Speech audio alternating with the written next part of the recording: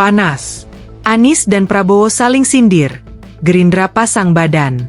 Suasana politik Indonesia kembali memanas. Dua tokoh besar yang dulu berhadapan di Pilpres 2024, Presiden Prabowo Subianto dan Anies Baswedan, kembali saling sindir di depan publik.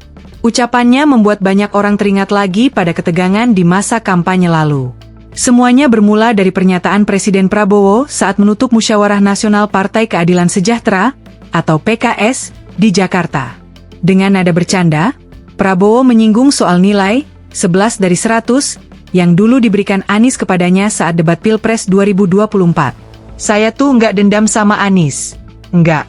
Kalau dikasih nilai 11, saya nggak apa-apa tuh. Ujar Prabowo, disambut tawa para hadirin.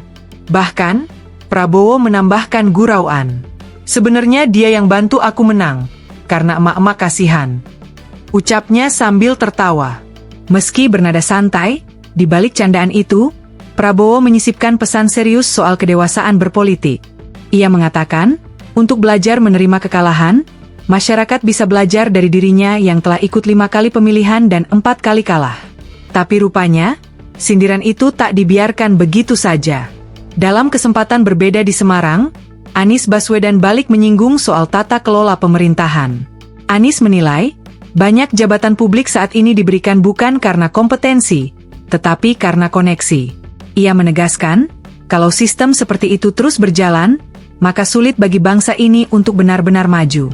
Kapan negeri ini bisa berkembang?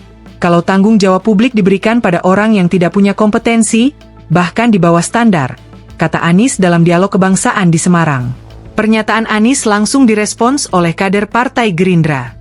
Wakil Menteri Desa, Ahmad Riza Patria, yang juga Ketua DPD Gerindra DKI Jakarta, membela Prabowo.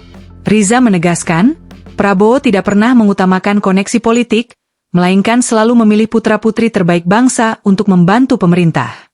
Yang penting, kata Riza, bukan siapa yang dipilih, tapi apa hasil kerjanya untuk rakyat. Kita lihat nanti hasilnya. Semua program Presiden Prabowo untuk kepentingan rakyat dan bangsa.